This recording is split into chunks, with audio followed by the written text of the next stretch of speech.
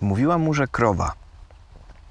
Łąka jak on, trwała i on, jak spienione słodkie mleko, bo oni, jak łąka, drzwi otwarte nocą. Kwitli jak noc, pod mostem czasami świat. Był otwarty, oni, kwitli jak noc, jak róże. Dwie róże, dwa brzegi świata, pod mostem. Na dwie strony rzeki spoglądali.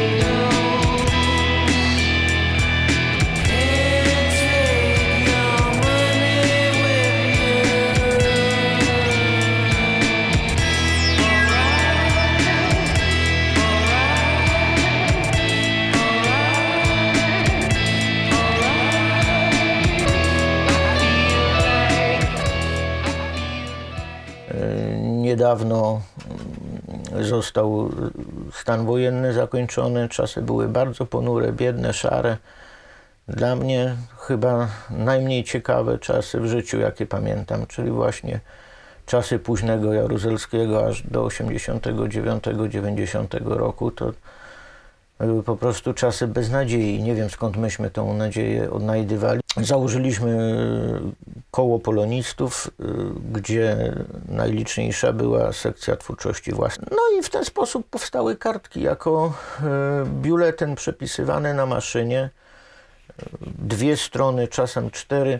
Ukazały się w sumie 3 numery i na tym wszystkim się zakończyło. A na studiach właśnie pojawił się młody człowiek z Cisówki, Bogdan Dudko, i też założył koło polonistów, a ponieważ znał jego najbliższy współpracownik ówczesny Roman Godlewski, też poeta, który się wcześniej kręcił koło tych kartek maszynowych, zostali redaktorami i zaczęli te kartki wydawać już po przełomie politycznym. Ja od razu zaangażowałem się w całości, reszta kolegów tak na pół gwizdkę, co najwyżej dawała jakieś materiały. W pewnym momencie już kartki stały się zdecydowanie pismem przede wszystkim Bogdana Dudki. Organizacyjnie miałem pewne rzeczy już do przodu.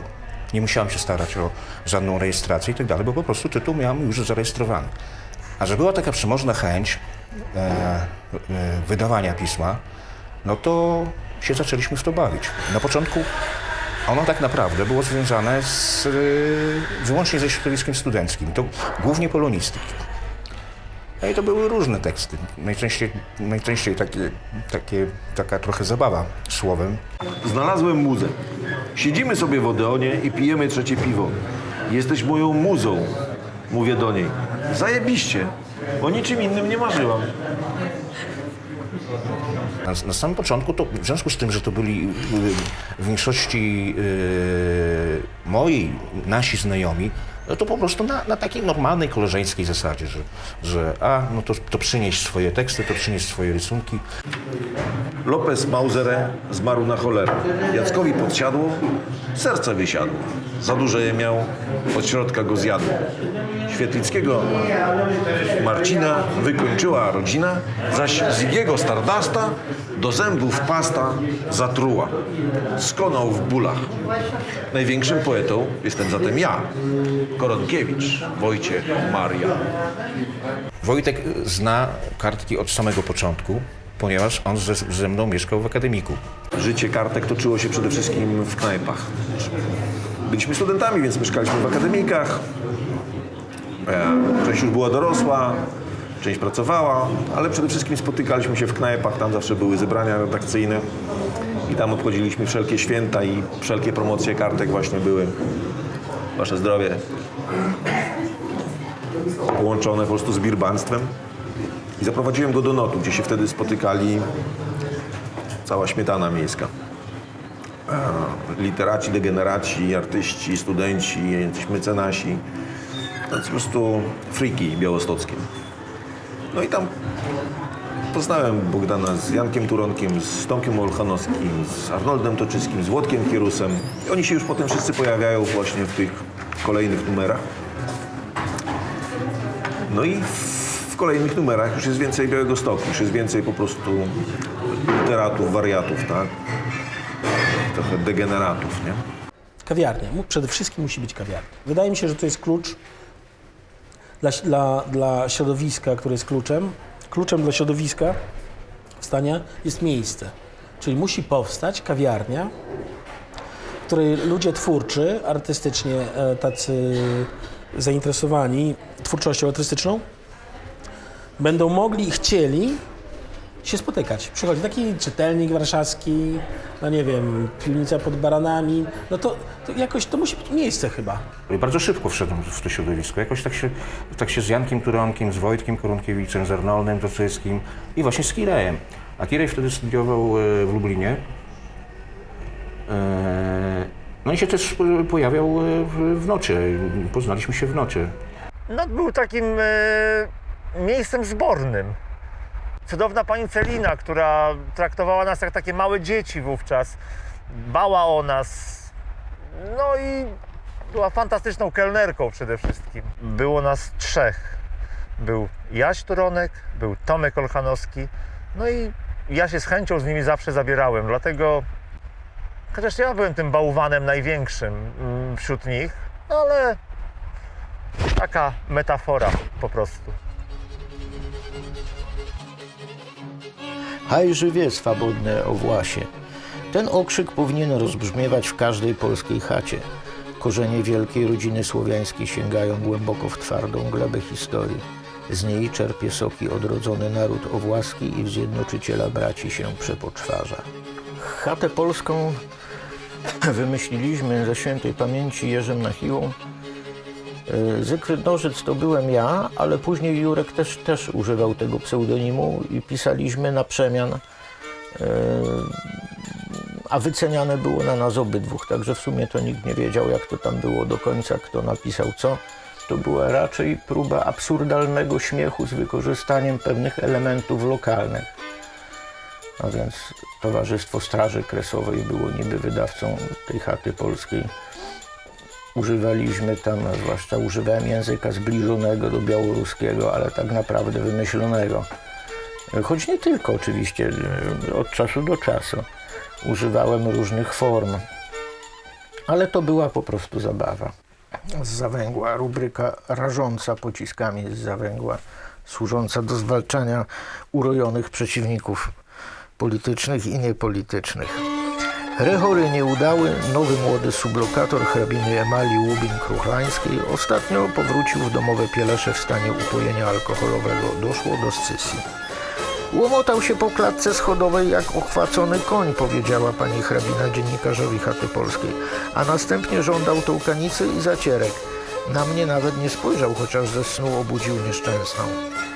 Pani Emalia zacierek i tołkanicy oczywiście mu odmówiła. Obecnie niecny sublokator przebywa na kursie resocjalizacji w Cholakowej Szyi. Jego wychowawcą jest znany poeta Arkadiusz Boruch, w wolnych chwilach zapalony hodowca zdeprawowanej młodzieży. Hodowca powinno być przed samocha. Jest tutaj przycycha? Tak. A co gorsza, korektę Chaty Polskiej robiłem ja. Kiedy pociąg zwariował od słońca i upału, w przedziale zostały 2 osoby. Piękna Joanna, co to na egzamin jechała i była jeszcze dziewicą. I Murzyn o imieniu Józek, którego wypuścili na pierwszą przepustkę za dobre sprawowanie. Joanna poczuła się słabo.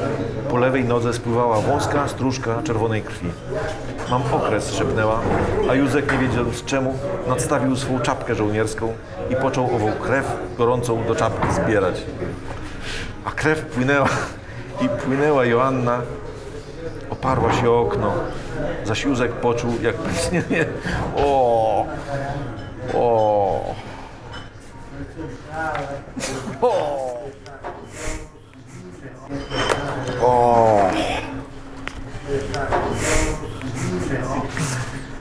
Do czapki począł krew zbierać. A grafomania to jest nieudana twórczość literacka, która wynika z zadęcia i braku dystansu do siebie. I w tym sensie kartki nie były grafomańskie. Grafomania w samej nazwie ma definicję. Jest to lubienie pisania. Pani doktor Katarzyna Sawicka-Mierzyńska napisała taką monografię. Ona tam, owszem, wspomina o tej grafomanii, ale też w tym okresie, kiedy te teksty były drukowane, to były takie zarzuty, że co ty, kurczę, drukujesz jakieś takie, no, badziewie. Pierwsza rzecz, jaka mi przychodzi na myśl, pierwsze skojarzenie, to jest odtwórczość. Znaczy, grafoman jest też jednocześnie zwykle epigonem, tak? I wiesz, na pewno była to też taka chęć stworzenia czegoś na kształt, nie wiem, brulionu, prawda? No przecież był brulion i brulionowce, no więc ten pociąg do Warszawy, nawet taki wiersz w kartkach przecież o pociągu do Warszawy, o tym, że kartkowcy, już nie zacytuję tego dokładnie, no ale parafrazując, że mają kilka pociągów, tak? Między innymi pociąg do Wódki, no i pociąg do Warszawy. I na pewno ta Warszawa, to coś tam działo, nie wiem, no Warga, no to był ten czas, tak? Wszyscy się zachłystywali Świetlickim, wiesz, no pojawił się Podsiadło, no i chodziło o to, że my też tak chcemy, tak? My też tak możemy. Więc dla mnie grafomania to przede wszystkim jeszcze brak własnego głosu, takiego ukształtowanego, tylko chęć, no właśnie, bycia trochę taki jak Świetlicki, trochę taki jak Podsiadło i trochę taki jak Warga. Więc jeśli mnie pytasz o to, jak podchodzę do tych pierwszych numerów, no to podchodzę do tego w prosty sposób. Gdyby ich nie było, nie byłoby tych pozostałych kartek. Były urodziny Bogdana Budki. No to się kupowało tam, nie wiem, 2-3 butelki wódki w barze, a już resztę nam pozwalano... zawsze jak przychodzi do kogoś w gości, to się prezenty przynosi. No, tam przynosili niektórzy wiersze, niektórzy przynosili obrazki, ale z reguły do tego wiersza i do tego obrazka też była flaszka, nie? Zdarzało się czasem, że piliśmy alkohol, tak. Przysiadywanie w knajpie oczywiście, że łączyło się z piciem astronomicznych ilości alkoholu. Żeby alkohol był niepotrzebny, to by nie został wynaleziony. Alkohol pomaga człowiekowi przezwyciężać pewne bariery i oczywiście, że jest potrzebny. Jak to mawiają mądrzy starzy Indianie, alkohol też jest dla ludzi, no tylko trzeba umieć go używać. Czasami warto się upodlić i poleżeć trochę w rowie, ale na wszystko jest czas i miejsce.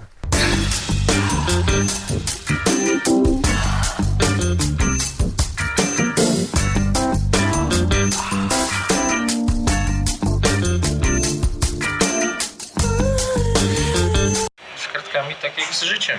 Raz lepiej, raz gorzej. I potem się pojawił marszant. Śpiewamy sobie piosenki. Głośno. Najczęściej to były piosenki białoruskie.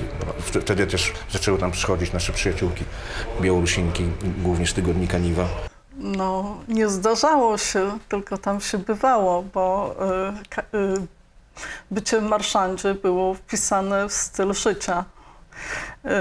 Raz się zachodziło na 30 minut, raz na 12 godzin i to było takie miejsce, gdzie się nie czuło upływu czasu. Nie wiem, ten fenomen jest do niepowtórzenia. Tak się zastanawiam, czy można byłoby wytrzymać 12 godzin na takiej imprezie rodzinnej. Spotkaliśmy się oczywiście w tym starym miejscu w Marszandzie, gdzie trwała i bytowała osoba redaktora naczelnego Bogdana Dudki, czarna teczuszka, stolik w kąciku, gdzie on rzeczywiście redagował, czytał teksty, oceniał. Była taka nieformalna redakcja kartek, które nie miały takiego miejsca, oprócz stówki oczywiście, gdzie one się tworzyły. I tworzyły się w Białymstoku. Marszant był takim miejscem, które gromadziło ludzi.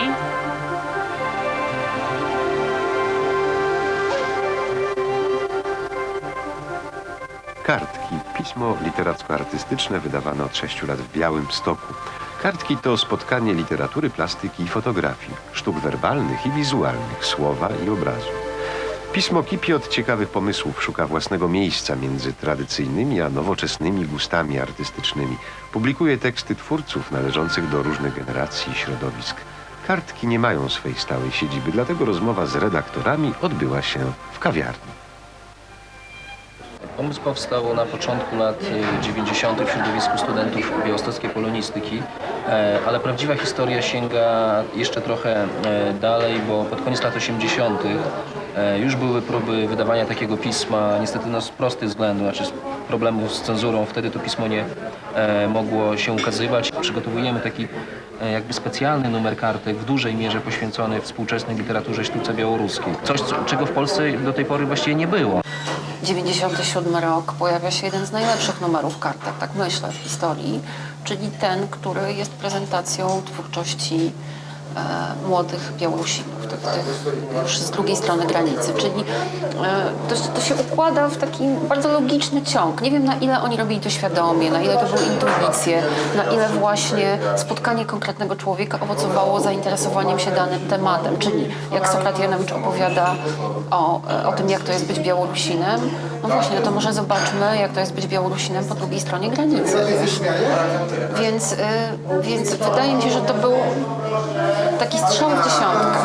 Postawienie na lokalność, które paradoksalnie przesądziło o oryginalności i zobacz, dopiero wtedy się kartkami zainteresowała Polska, tak?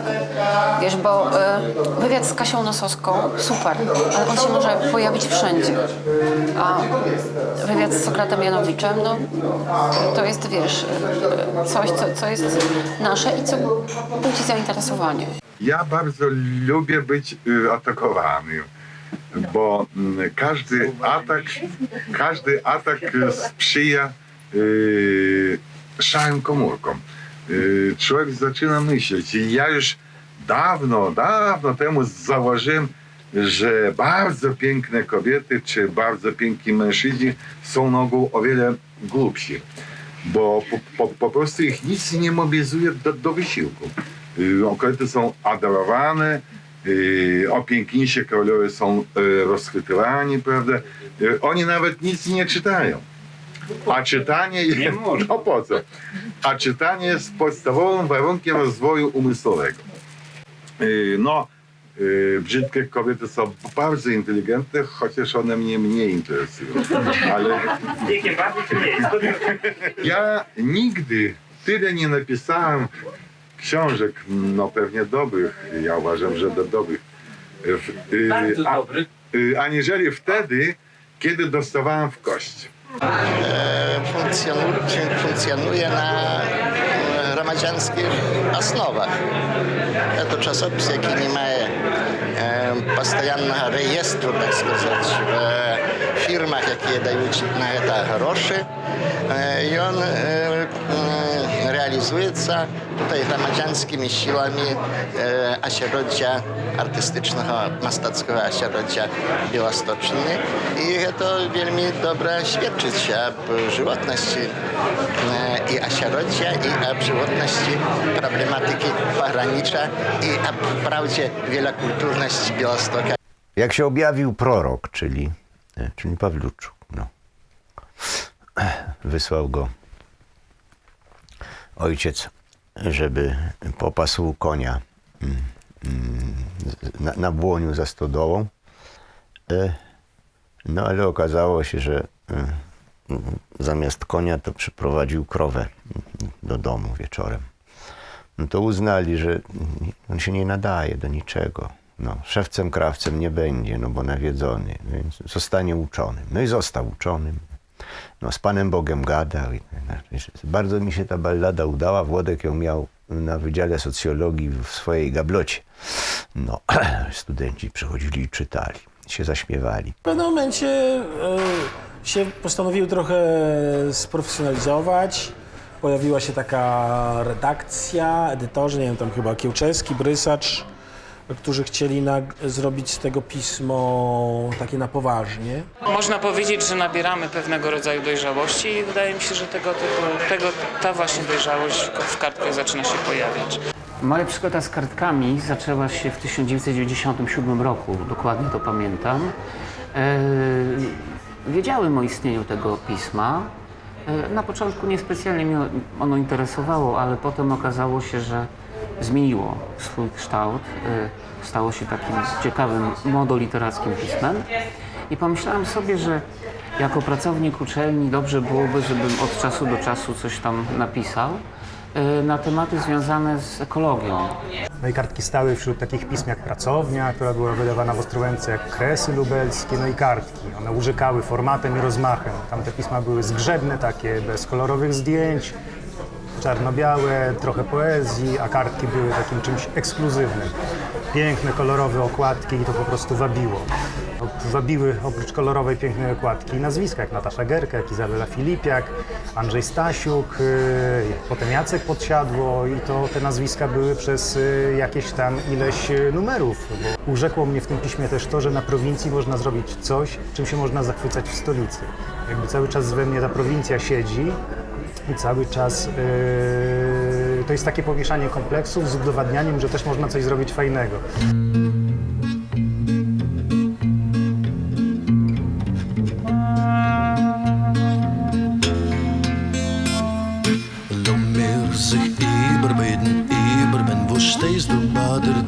Steeds de baderteer, laat meer zich überbeten, kom maar rein zu mir.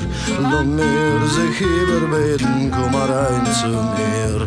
Laat meer zich überbeten, wo stehst du bei mein Fenster, stehst du bei mein Fenster. Laat meer zich überbeten, bis bald. To kto wymyślił 3 pociągi? Konkiewicz? Nie, Gronkiewicz. Nie, tak, nie, tak, nie. Właśnie tak. Którą? Nie. Nie, nie wymyślił pociąg do wódki, do alkoholu i w razie czego do Warszawy. Wymyślił Kilejczyk, nie wiem czy znacie takiego gościa, który mieszkał z Korunkiewiczem wówczas, a to, że wówczas to on mieszkał ze mną. Nie. Laat meer zich überbeten, kooi van Pomeranzen, kooi van Pomeranzen. Laat meer zich überbeten, laat meer Theo tanzen. Laat meer zich überbeten, laat meer Theo tanzen. To dla osoby, która nie wie, no bo jak ja bym powiedział, że to jest wieś, w której spędziłem dzieciństwo i skąd pochodzę no to niczego nie będzie, no i gdzie mam dom po dziadkach, to akurat przecież niczego nie powiem. Natomiast Nacisówka się zaznaczyła sporo w literaturze, a zaczęło się od słynnego tekstu i słynnej książki Ryszarda Kapuścińskiego, jego debiutanckiej książki Burz po polsku. I tam jest taki reportaż, który się nazywa Daleko. I to jest właśnie reportaż o Cisówce. A ja pamiętam takie zdanie z tego reportażu, bo ta ziemia przeklęta rajem była dla etnografów. To zaprzałe białostockie bagno, utajone w cieniu białowieskiej puszczy.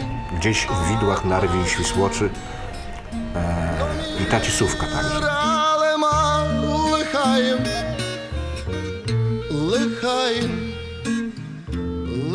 Powstała specjalna książka z tekstami właśnie wyłącznie powstałymi tutaj albo dotyczącymi tego miejsca. Ja mówię oczywiście o książce Jacka Podsiadło pod tytułem Cisówka, wiersze i opowiadania. Jacek był tutaj 2 razy i to dosyć długo, raz w miesiąc, drugi raz trochę krócej, ale no szczególnie ten miesiąc, jak tu był, no to zaowocował tym, że napisał tutaj mnóstwo tekstów. W moim życiu nastała wiosna. Na stawie nie ma już lodu. Ale najlepsze jest to. W regularnych zarysach wełnianki i nieśmiertelnika w nietkniętej przez zimę urodzie żabieńca albo na włocie odnajduję symetrię twojej twarzyczki. Wzrok minerałoznawcy, dokładność liniału, cała nasza wiedza i cała umiejętność miłości są gorsze niż niezręczność miłości i ignorancja. Popiołem i żużlem jest nasze życie, kiedy nie ma w nim miłości. Jej siły nie można przeliczyć na konie mechaniczne. Ona się nigdy nie kończy, świat dzięki niej nie ustaje w swoim ruchu. Może ogrzewać bez ognia, może karmić bez strawy, ubierać bez odzienia, chronić bez dachu nad głową. Jest naszym wewnętrznym rajem, gdy nie ma raju na zewnątrz. Jest tak delikatna, wybredna, że trudno mi pojąć, jak może w ogóle się zacząć. Bardziej niż miłości łaknę jedyne prawdy. Dlatego w każdym działaniu szukam jego zasady, w każdym przedmiocie natury, duszy pozostającej w utajeniu. Nie istnieje nic nieorganicznego. I tak dalej, i tak dalej, i tak dalej. Ten wiersz się ciągnie i jest po prostu, zawsze mam ciarki, jak go czytam. Jeden z najpiękniejszych wierszy w ogóle polskich. Powstał w Cisówce. Byłem przy tym. Cudowny.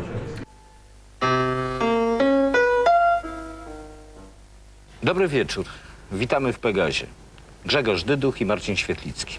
Tematykę Międzynarodowego Festiwalu Artystycznego Świat na Uboczu, który odbył się w Białymstoku. W festiwalu wzięli udział twórcy z Europy Środkowej. Dyskutowano, promowano książki. Odbyły się również koncerty zespołów z Jugosławii i z Białorusi. Organizatorem festiwalu było Stowarzyszenie Artystyczne Kartki. Przez te wszystkie wsie białoruskie do Cisówki to było coś takiego. Posadzenie Jacka Podsiadła na zgrabiarce czy Krzyśka Śliwki, próba robienia tam wywiadów, posadzenie Marka Tyszkiewicza w trawie i czytanie wierszy tutejszych, Milu Łukrzyczy, czy opowiadać z Narwy Milka Gryki, to się wtedy już to robiło. To wtedy Bogdan wymyślił ten Świat na Uboczu i ten festiwal, który ma się odbywać poza miastem. On się zaczynał gdzieś w mieście, ale poza miastem. I to też była, tak dzisiaj na to patrzę, taka idea fajna, prekursorska. No. To jest jakaś piekielna intuicja.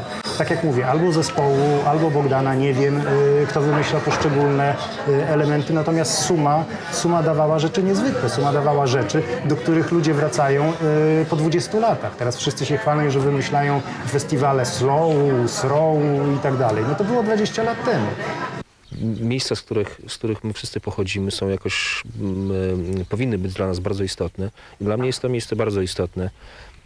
Jak się okazuje, poprzez to, że tutaj już wiele osób przyjechało, wiele osób tutaj ściągnąłem, im też te miejsca się podobają. Ten tomik zaczyna się kończyć Cisówką, bo zaczyna Bogdanem siedzącym na progu swojej chaty swego dziadka, a kończy się siedzącym na progu moim dziadkiem Mikołajem. To jest Mila Łukrzyca, to w ogóle jest tomik Biały Kruk, tak w ogóle, bardzo trudny do dostania teraz. Jak wiele zresztą tomików Biblioteki Kartek, które wtedy były rozdawane za darmo. Wiersze tutejsze. Rzadkość wiersze tutejsze. Ten tomik to są poetyckie portrety osób dla Miry w jakiś sposób znaczących. Będę czytać z Pewnie chcą wszyscy czytać o Bogdanie. Bogdan. Święte miejsce. Torf, wieczne odpocznienie dusz żyjących z pożytkiem. I kamienie ślepią się na poboczach, rodzą się na polach. Zloty najpierw są zlote, a potem znów żywe. Mech korzusi się na nich i są takie stare jak my tutaj, strzarzali w badylach jesiennych, wśród żółtych georgini, co babcie sadziły. Droga naprzód przez bagna, po torach do świata. Ten się zadem nastawił gębą do granicy, a może odwrotnie. Świat ma 4 strony. Wiatr na wylot przewierca oczodoły suche, łzy umiemy chować, boż bez fanaberii. Człowiek jest tutejszy, niezwykły do wygód. Nasze dzieci młodsze podbijają stany, choć te w gruz się walą. Antena do świata ponad głową dziadka wystawia ramiona, ale tak naprawdę tylko tamten bocian, co na skrzyżowaniu ma gniazdo prastare, świata kawał widział. I to z lotu ptaka. Też mi oczy piką. Dzięki. Kupa wspomnień. Moja poezja jest właśnie o prowincji, o miejscu, o domu, o płocie, o tym miejscu, w którym jestem, które chodzi za mną. I to właśnie w jednym z moich wierszy jest właśnie to miejsce, z którego ja wyszłam, ale do którego wracam i które właśnie idzie za mną.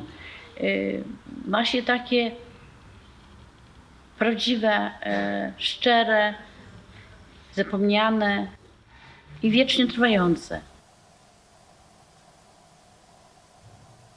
No, że nie pamiętam tego dowcipu, że Zebra, Juventus, że co, przejść po Zebrze i dojść do Juventusu?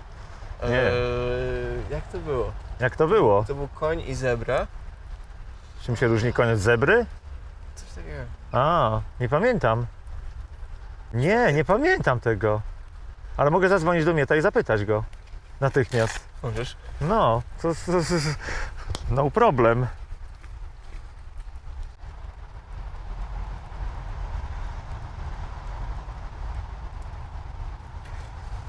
Nie to potrzebny jesteś. Chłopaki kręcą i każą mi, znaczy proszą o powtórzenie dowcipu o zebrze i Juventusie, a ja tego nie pamiętam.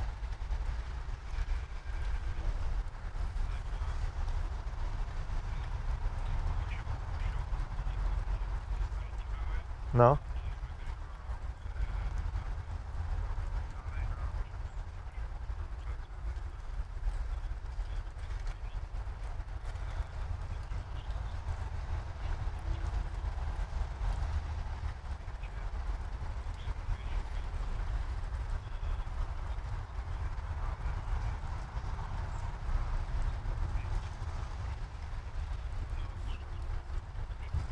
A, dziękuję. A, rozumiem. No, to już teraz wiem. Jak tam zabiłeś karpia? Stajnia, osioł, koń. Koń jest czempionem, cały czas zdobywa jakieś puchary, medale na wyścigach. A osioł, jak to osioł, jest przygłupi i cały czas zdenerwowany, że koń się wywyższa, więc któregoś razu koń został zabrany na zawody kolejne. Osioł w tym czasie kopnął się do zoo, zrobił zdjęcia dla zebry, powiększył je, powiesił na ścianie, wraca koń, pokazuje nowy puchar, ale tak patrzy na ścianę, co to jest, co to za zdjęcie, a osioł mówi, a to ja z czasów jak w Juventusie grałem. Dla mnie złamanie tego, co było takie bardzo literackie i poprawne, między innymi w kartkach. Tu troszeczkę starałem się działać na zasadzie przeciwstawieństwa i spuszczenia odrobiny powietrza z tego. Może nie balonu, tylko kartki były po prostu bardzo, dla mnie zawsze bardzo poważne i jakoś się w tym do końca nie potrafiłem zmieścić, więc zacząłem przekręcać słowa. Tam się wziął również komiks o Bucy i Mencwale,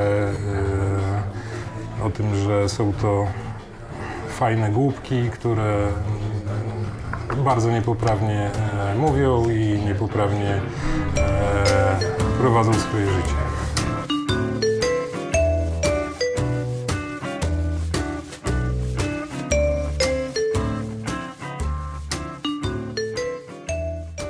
Pociąg do wódki, do kobiet i w razie czego do... My artyści... Nie, Wojtek, kurwa, ty nawet nie pamiętasz tytułu. Ja pamiętam, co ja wymyśliłem. No My to... artyści mamy 3 pociągi.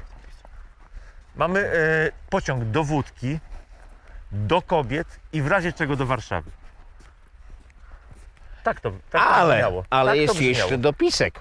W opowiadaniach z Nadnarwi Mirosława Gryki też znajdziemy ten sam ciepły klimat. Autor kocha miejsca i ludzi, o których pisze. Tutaj się przychodzi, prosząc o szklankę wody, otrzymuje się mleko ze skipką chleba. Nie wiem, czy w Polsce jeszcze można takie miejsca spotkać. To jest magia ludzi i magia tej przestrzeni. Bardzo mi się wiele rzeczy w tych ludziach nie podoba, tak jak mi się nie podoba. Ja nie mówię tu o ludziach z tej wsi. Ja mówię o ludziach z Podlasia. Ja nawet nazywam tą mentalność tutaj tych ludzi stefaństwem. Stefan to taka dosyć dla mnie negatywna postać, z którym się kolegowałem, który bardzo mi się podobał, kiedy go nie obserwowałem intelektualnie, kiedy te procesy intelektualne wykazały, że byle jakość, tumiwisizm, pozorność są istotniejsze niż szczerość.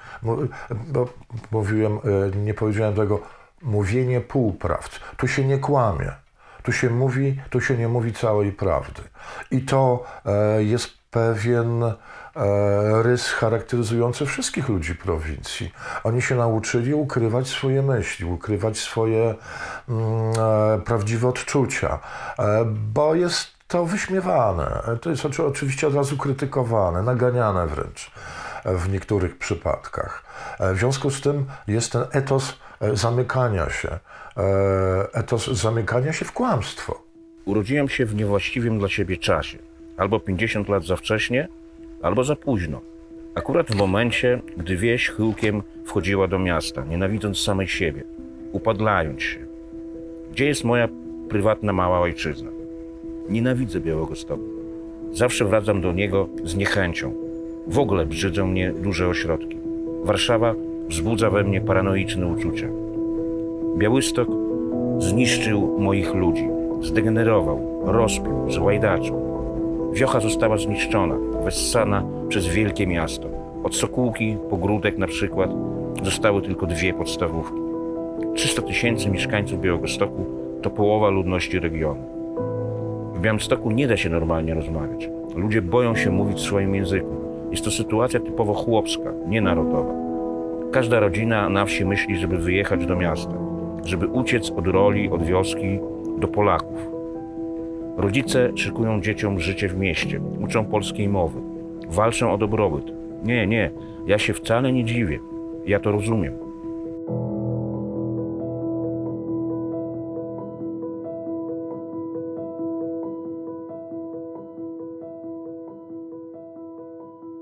Prowincja jest mitem i niekoniecznie tylko współczesnym zawsze chyba była. Nie pomieścimy się wszyscy w Warszawie, w Poznaniu, w Nowym Jorku i w Hongkongu czy w Tokio. I tutaj też trzeba żyć. Potem była Metafizyka prowincji. Bardzo ważna książka. Przecież już rok po pierwszym wydaniu było następne. Co świadczy o tym, jak ogromne było zainteresowanie tymi wywiadami, które przecież dotyczyły prowincji. Doświadczenia prowincji w różnych wymiarach. Chodziło o to też, żeby termin prowincja odczarować, bo prowincja to jest kwestia osobowościowa, to nie jest kwestia terytorium. To jest sposób myślenia, sposób widzenia świata, to jest zaściankowość, to jest skansen, to jest skaza mentalna. Można być człowiekiem otwartym, mieszkając na pustyni Gobi na przykład. Wcale nie być prowincjuszem, można być durniem w samym centrum Nowego Jorku. Tak to mniej więcej wygląda. Ja próbowałem to wszystko jakoś poobjaśniać. Nie wiem, na ile mi się udało. Może się udało, może się nie udało. No. Metafizyka prowincji miała mocne i dobre recenzje. Takie wszędzie szło. Ten filtr kultury wysokiej, te okulary, które mają intelektualiści, poeci, wiesz, on jest niezbędny, żeby dostrzec wartości w tym, co z innej perspektywy może się wydawać, no właśnie zwyczajne, codzienne, prozaiczne. I myślę, że z takim zderzeniem mieliśmy do czynienia na łamach kartek. Wiesz, takie to hasło metafizyka prowincji, bardzo nośne. Ono przecież weszło jakby do takiego naszego regionalnego języka, prawda? To się stało trochę naszą wizytówką. Taki sposób na odczarowanie prowincji, no bo prowincja kojarzy się no, z czym? Z zacowaniem, z naśladowaniem centrów, z zależnością od centrów, prawda? A tutaj nagle nastąpiło takie przewartościowanie i to, co było stygmatyzujące, nagle się okazało nobilitujące, no bo, no właśnie, może jesteśmy biedniejsi, ale duchowość mamy rozwiniętą bardziej. Ja myślę, że dla nas prowincja to był sposób na wyjście z prowincjonalności. Bo można z prowincjonalności po prostu zwiewać i udawać, że się z tą prowincją nie ma nic do czynienia, udawać Greka w Warszawie, w Berlinie czy w Paryżu. Natomiast my żeśmy chcieli być Grekami w Białymstoku i w Sejnach. I to była dla nas prowincja, która otwiera nowe możliwości. Wydawało nam się, że tam to są centra świata. Tak? I nie tylko dlatego, że możemy tam sprowadzać, ściągać znakomite nazwiska, zjawiska kultury ze świata, ale że możemy je odkrywać na miejscu, że możemy tutaj tą materię do pracy kulturowej znajdować w pamięci, w tradycji, w potrzebach, w jakichś tęsknotach. Za tym, co też awangardowe, co buntuje się przeciwko zaściankowi, co tworzy nowe. Bo prowincja dla mnie to jest jakby nowy obszar do zagospodarowania. To jest pionier. To jest ktoś, kto wchodzi w nową sytuację, a po 1989 roku my musieliśmy wejść w nową sytuację, bo wszystko było przyproszone kurzem, zapomniane, zakłamane, zmanipulowane. Więc czuliśmy, że robiąc pracę antykomunistyczną, musimy się zająć Żydami, musimy się zająć Litwinami, musimy się zająć Białorusinami, musimy zacząć rozmawiać z Sokratem Janowiczem, z Włodkiem Pawluczukiem, z innymi ludźmi, znaleźć takich stróżów pamięci, ludzi pogranicza, którzy będą na nowo nas w te światy wprowadzać, bo to wszystko było zakłamane. Dzisiaj ci nowi nacjonaliści zgrywają Greka i uważają, że są antykomunistyczni, jak właściwie powielają te same wzory. Tak, to znaczy znowuż jest knebel na usta wobec inności, wobec naszych własnych grzechów, wobec zakłamania, które było, prawda? Ale wtedy był czas jakby wielkiego odkrywania, wielkiego takiego potencjału twórczego, że odkrywamy, jednocześnie tworzymy własną literaturę, własne pisma, własne wydawnictwa, własny głos, przemawiamy własnym silnym głosem.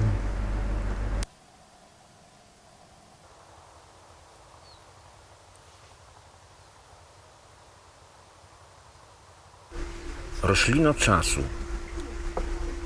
w ziarnie zetnę cię, glebo źródlana jak zegar i nocy zwodzona nad rzeką piasku, godzino, która jesteś.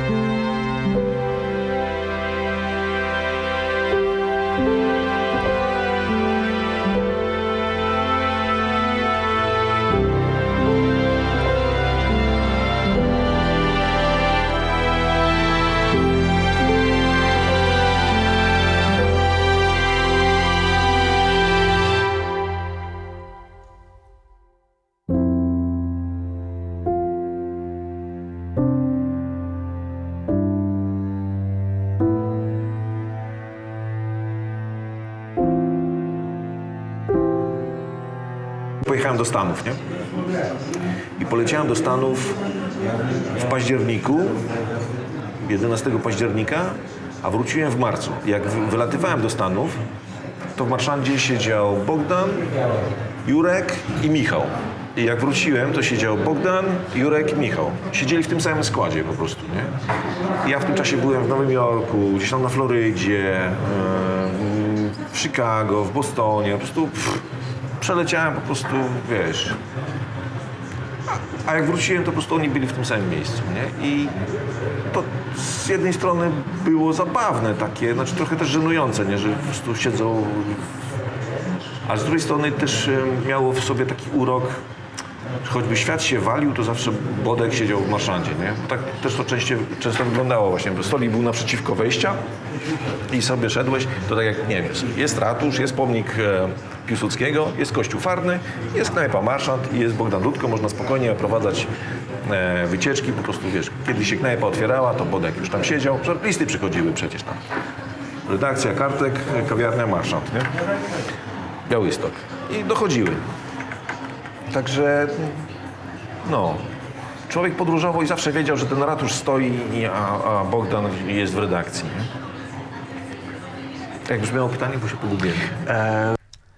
Bogdan się jakoś tak, on myślał, że cały czas będzie wielki szef i wielki redaktor. Mówiłem mu, istniejesz, dopóki masz kartki. Istniejesz poprzez kartki. Natomiast jak stracisz kartki, a jesteś na dobrej drodze, żeby tak się stało, no i się stało, no to co? No to koniec, no. Zapomną o Dudce.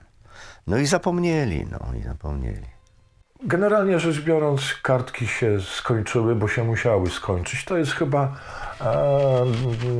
los wszystkich pism, wszystkich pomysłów literackich, że one mają swój czas, funkcjonują, mają swój apogeum, mają swój szczyt, mają swoje dołowanie i się chwalebnie lub niechwalebnie kończą.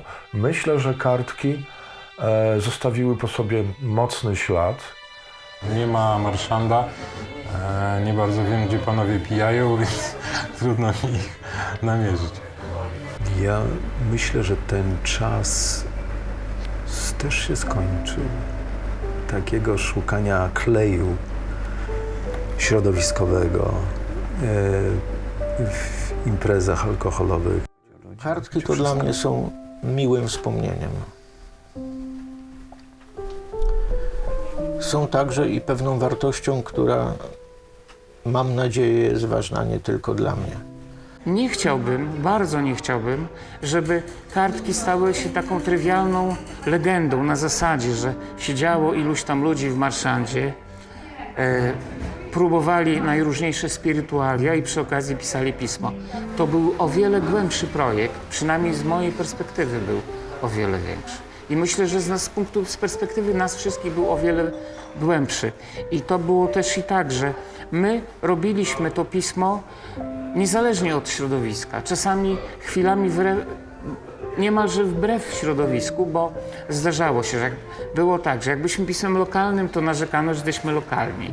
Jak byliśmy pismem ogólnopolskim, to narzekano, że jesteśmy ogólnopolscy, bo Białystok potrzebuje pisma lokalnego. I no, cały czas mówiono do nas, że mogliśmy robić to pismo lepsze, ale nikt nie zrobił lepszego pisma od nas. Nikomu w Białymstoku się to po prostu nie udało. Wydawało mi się to uczciwe, gdy Tomek Kudaszewicz próbował jakiś czas temu, chociaż to i Bogdan odżegnywał od czci, wiary i wszyscy, próbował odbudowywać ten projekt, bo wszyscy mówili, że nowe kartki to żerują na micie i to tak nie powinno być i w ogóle. Natomiast ja uważałem, i to była moja świadoma decyzja, że mam prawo wziąć udział w tym projekcie i spróbować zbudować te kartki. Też Bogdan czasem to tak mówił, że on jest człowiekiem od pomysłów i że w tym mieście jedyny ma jeszcze pomysły. Myślę, że do dziś tak uważa. To nie tylko Bogdan, to cały zespół redakcyjny, to były osoby, które naprawdę miały wspaniałe pomysły i myślę, że uda nam się te kartki odnowić. Ja jestem tego pewna.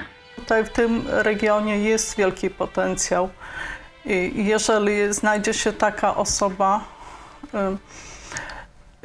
jak Bogdan Dudko, jak wspomniany Jerzy Wołkowycki, to wtedy zaczyna się ta idea jakby krystalizować, żyć, rozwijać się. Bogdan Dudko to jest białostocki pomnik. Zresztą kartki to też jest białostocki pomnik. Mi się marzy, żeby była ulica Kartek. Dlatego już nawet po latach Bogdana szukałem, nie? Że my jesteśmy w sumie kumplami, nie? Że to się nie zmienia. No, on zawsze będzie moim kumplem. Nie? No. Wpadłem po uszy w kartki, po uszy w to środowisko, po uszy w tych fantastycznych ludzi i nie żałuję właściwie ani dnia. Zegarmistrza. Co? Chodź. Ze szkóra. A kiedy przyjdzie właśnie po mnie zegarmistrz światła purpurowy, by mi zabełtać błękit w głowie, to będę jasny i gotowy. Na wszystko jeszcze raz popatrzę i pójdę, nie wiedzie na zawsze.